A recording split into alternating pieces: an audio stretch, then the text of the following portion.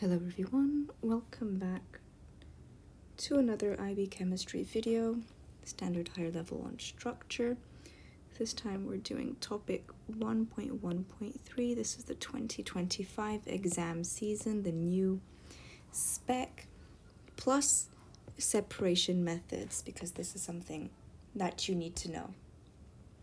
So this SPEC point 1.1.3, it is the temperature T in Kelvin is a measure of average kinetic energy of particles. So let's start with the Kelvin scale. So the Kelvin scale.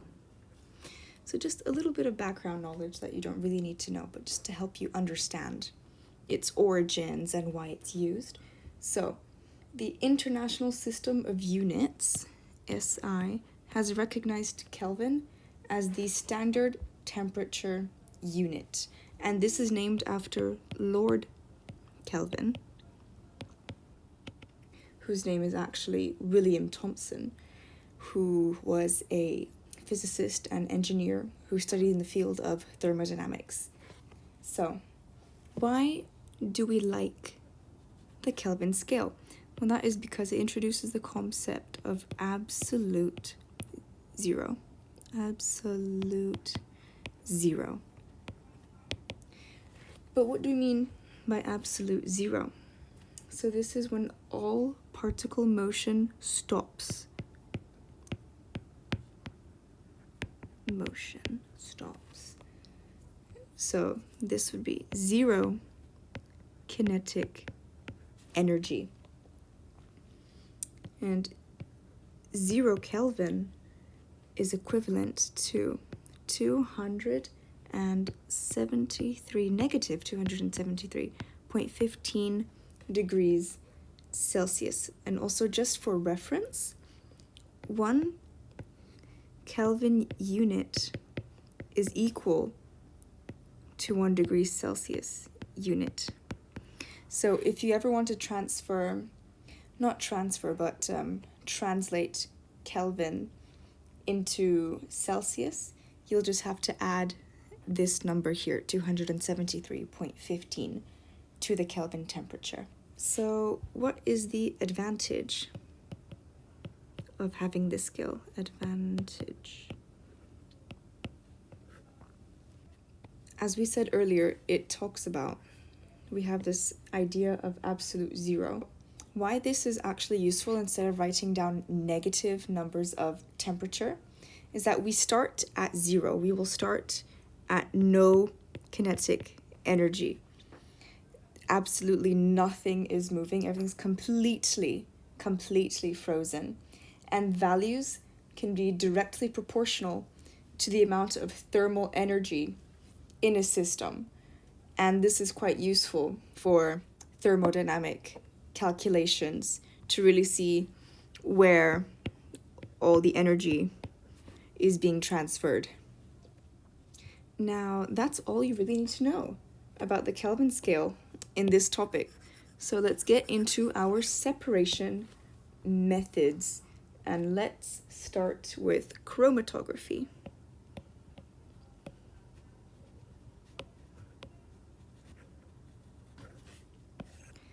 So what is chromatography?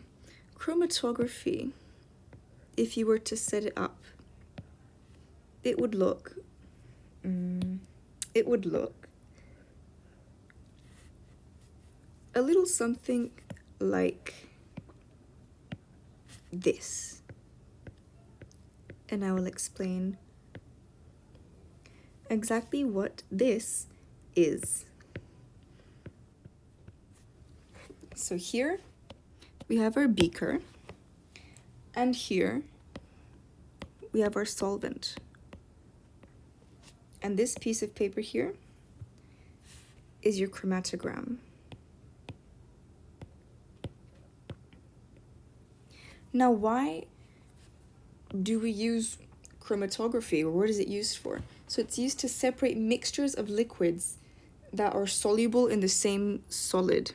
So mixtures of liquids soluble in the same solvent.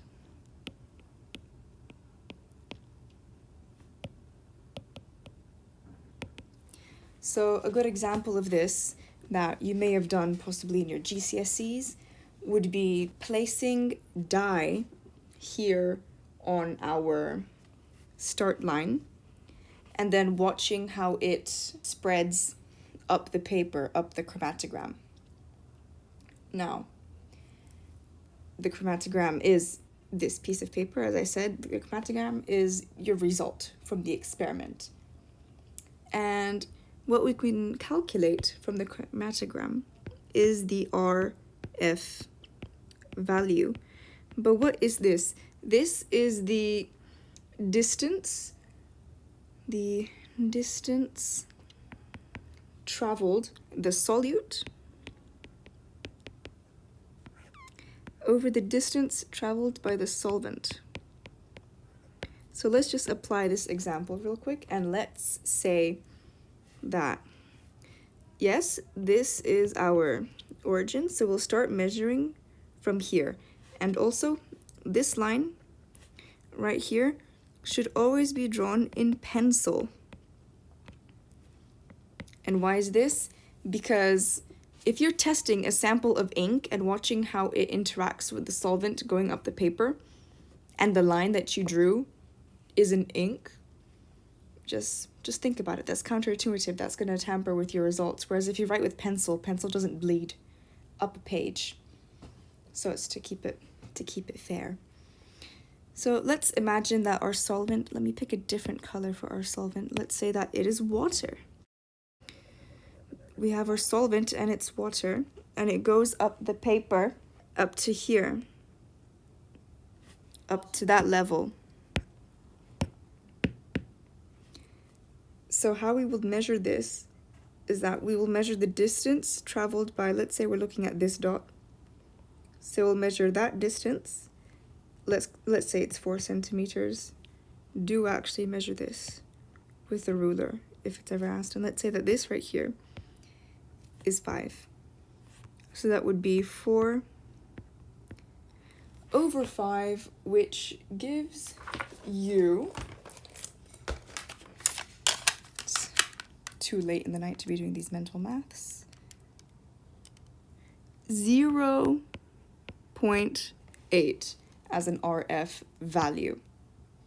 Another rule that we must know, other than writing your baseline in pencil, is that the liquid, your solvent, always has to be below the baseline, because if it's above the baseline and your sample that you're testing is submerged in the solvent, it won't be very accurate as well, because the point of the test is for the solvent to soak up the paper. But if the solvent is in the water, it's just going to get into the water and not on the paper as we want it to.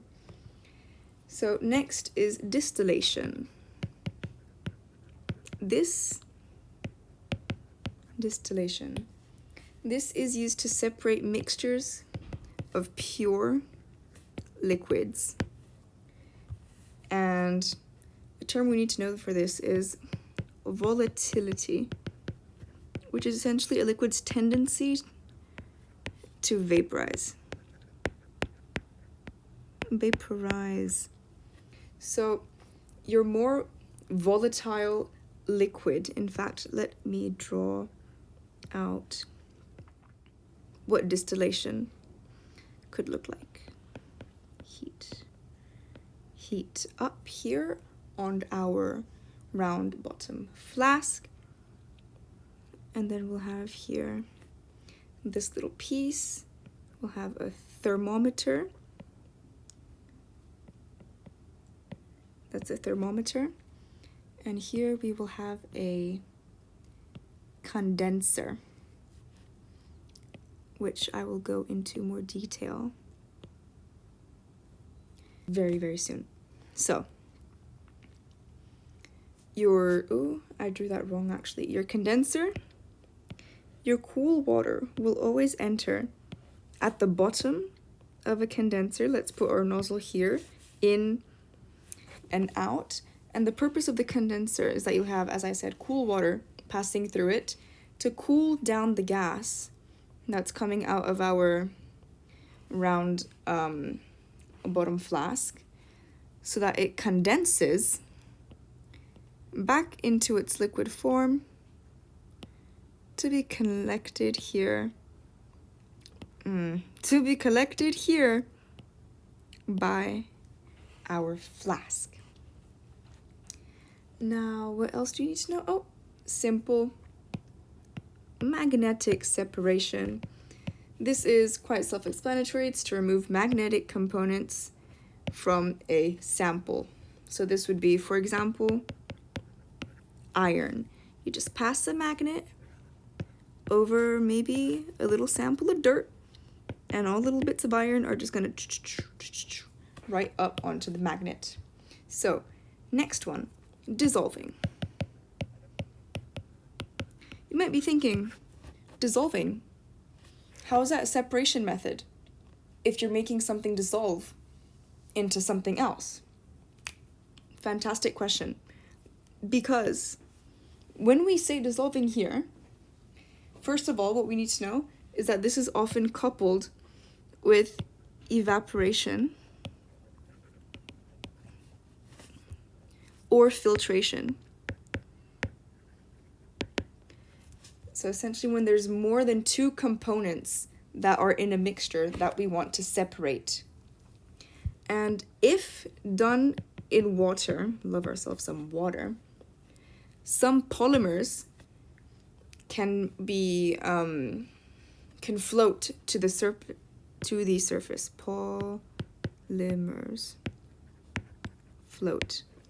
And an example of this would be your styrofoam cups, or as we should probably call them, polystyrene.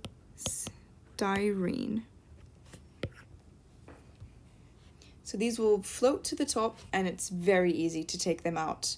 After that, you can filter out your polystyrene that has floated to the top of the solution. And then later, evaporate that solution to separate the water from whatever other impurities that are present in it. Impurities or components. Next up is filtration. This one is also a fairly simple one. So you will have your beaker, you will have your filter, you will have your filter paper. And this is used to separate insoluble particles from a solution. And on your filter paper here, filter paper, as you pass your solution through, imagine that's a drop of solution, you might see little dots or little bits and pieces on your paper. That, you just gotta know, is called residue. And residue, what is this? It's particles on the filter that you get after filtration. What is last? This is not last, this is second last. Evaporation. So, evaporation, as I hope you know, would look a little something like this. Imagine that's water, you've got heat, very nice fire, call it a Bunsen burner.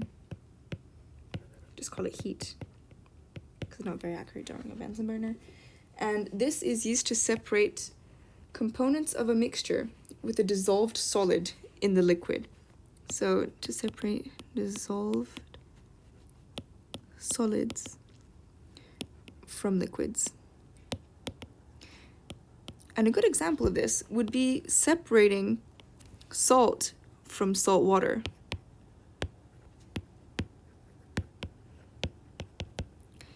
Because, as we know, maybe you've seen these before, maybe not, but we see these great big salt lakes where there's just a very thin layer of water that receives a lot of heat, a lot of sunlight, and then we see all these beautiful little salt crystals, these little white little salt crystals being formed, you know, at the basin, at the edge, and it's all just salt. And then that's the salt that we use to season our food. Now, last but not least, we have reflux. What is reflux? So, reflux is when you condense a vapor from a chemical reaction through cooling. In fact, let me get a picture of that right now.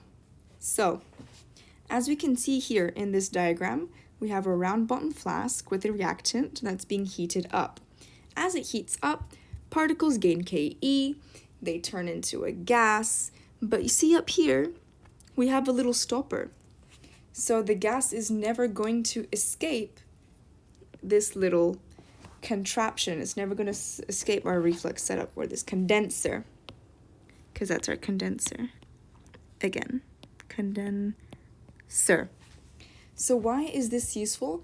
This is useful to not only react all of the reactions to ensure that a complete chemical reaction occurs, but it's also important because we get to keep the whole of the product as none of it evaporates away. Let's try to erase this line because, all right, we'll leave it at that. Now, you might be thinking, condenser turning into a gas, evaporation, why is this not just the same as distillation? Because you're collecting vapor, turning it back into a liquid. No, it is not. Because the aim of distillation is a separation method. Reflux is different to distillation, as its aim is to complete a chemical reaction, not to separate components.